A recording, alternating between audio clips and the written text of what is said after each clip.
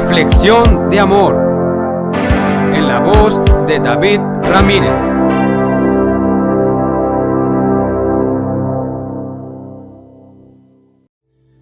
Y Oseas en el capítulo 11, en el versículo 1, habla de Israel refiriéndose a él como un muchacho. Incluso lo llega a llamar mi hijo, lo llega a llamar un niño. Y es que en Éxodo capítulo 4 versículo 22 la Biblia dice: y dirás a Faraón, Jehová ha dicho así, Israel es mi hijo, mi primogénito. Y también tenemos en el libro de Mateo capítulo 2 versículo 15 lo que se lee a continuación, y dice: y estuvo allá hasta la muerte de Herodes, para que se cumpliese lo que dijo el Señor por medio del profeta, cuando dijo: de Egipto llamé a mi hijo. O sea que es una profecía y es un cumplimiento doble, es una expresión de la palabra del Señor que podemos ver refiriéndose a Israel en el tiempo que Oseas está profetizando, pero a la vez se está refiriendo a Jesucristo cuando él tuvo que ser refugiado en el país de Egipto. Y el versículo 2 de este capítulo 11 de Oseas dice: cuanto más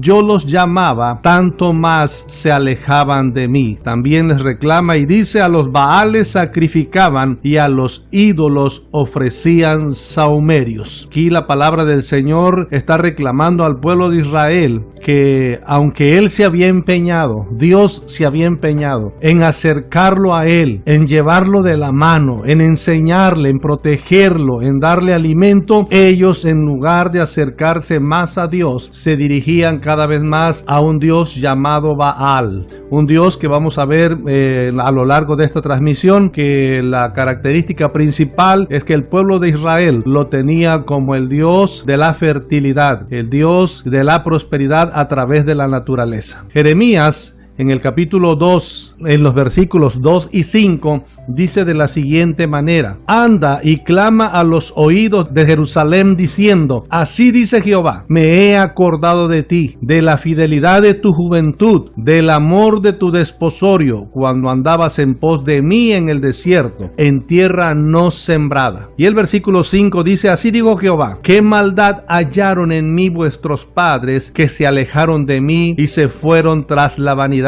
y se hicieron vanos. Jehová está reclamando aquí a Israel que se ha olvidado de él, que Dios había conocido a Israel cuando era un muchacho. Esto se refiere cuando todavía Israel salía de la nación de Egipto y caminaba por el desierto. Es por eso que Jeremías dice: cuando andabas en pos de mí en el desierto, en tierra no sembrada. Sin embargo, el reclamo es porque llegó la prosperidad, Dios cumplió su palabra, Dios los hizo libre, y ellos le pagaron a Dios olvidándose de él y volviéndose a un Dios que no era Dios. Y por eso él les cuestiona: ¿qué maldad hallaron en mí vuestros padres, que se alejaron de mí y se fueron tras la vanidad y se hicieron vanos? En el capítulo 2 de Oseas, del libro que estamos analizando, el intento del Señor es restaurar la relación matrimonial, esposo y esposa. Y en este capítulo 11, la figura es entre padre e hijo.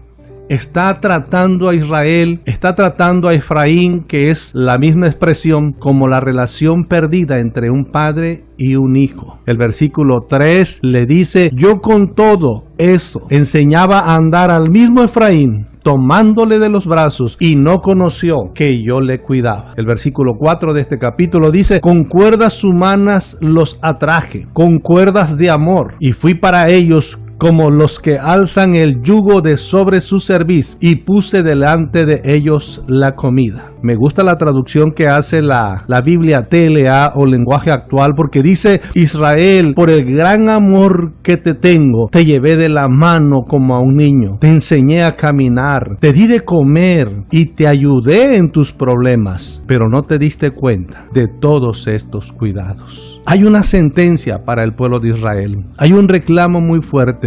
Se le reclama la idolatría, se le reclama el olvidarse de su Dios y confiar en alguien que realmente no es Dios. Sin embargo, el pueblo de Israel, para ellos, que estaban buscando a Dios, según ellos, estaban teniendo una relación con Dios. pero Dios califica esta relación como falsa. En el versículo 7 dice: aunque me llaman el Altísimo, ninguno absolutamente me quiere enaltecer. Porque no se trata solamente de palabras, se trata de nuestra vida total, cómo vivimos diariamente delante del Señor. Se trata de hacer congruencia entre nuestras palabras con nuestros actos, con nuestros hechos. Sin embargo, la misericordia de Dios siempre está presente. Y Dios, que se duele siempre del castigo porque Él no se complace en castigar a los hombres, en el versículo 8 dice: ¿cómo podré abandonarte, oh Efraín? ¿Te entregaré yo, Israel? ¿Cómo podré yo hacerte como Adma o ponerte como a Zeboim? Mi corazón se conmueve dentro de mí, se inflama toda mi compasión. Si usted quiere saber quiénes son Adma y quiénes son Zeboim, lo puede usted buscar en Deuteronomio capítulo 29, versículo 23, y vamos a encontrar que fueron ciudades que a la par de Sodoma y Gomorra fueron destruidas por la gran maldad que había en ellos, por la gran maldad que había llegado Sodoma y Gomorra y las ciudades vecinas.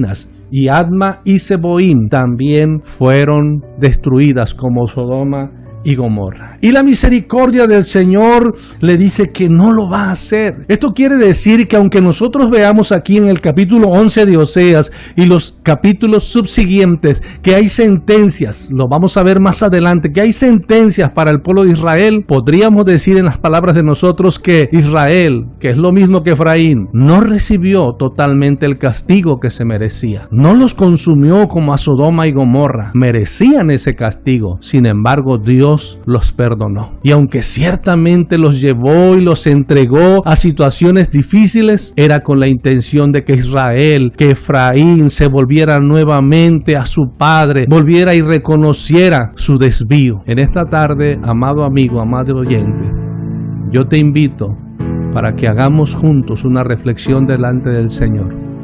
¿Estamos siguiendo al Señor? Te invito a que reflexionemos hacia nuestro pasado. ¿Dónde estábamos? ¿Quiénes éramos? ¿Qué hacíamos? En el caminar de ese desierto que pasamos en aquel pasado, Dios nos miró. Dios nos tomó de la mano. Ahí Dios nos conoció. Porque muchos de nosotros hemos venido a conocer al Señor, o más bien Él nos ha conocido cuando nos hemos encontrado en situaciones difíciles. ¿Y qué ha pasado después de que hemos superado esas situaciones difíciles, esos problemas que agobiaban nuestra vida? ¿No será que nos hemos olvidado de nuestro Dios? ¿No será que la prosperidad a la cual Dios nos ha traído ha hecho que nos olvidemos de Él? Yo te hago la invitación en esta tarde, en esta noche, para que tomemos juntos un momento para reflexionar y vengamos delante del Señor y nos pongamos a cuenta. Y de ser necesario, le pidamos al Señor que nos perdone nuestras faltas, nuestras culpas.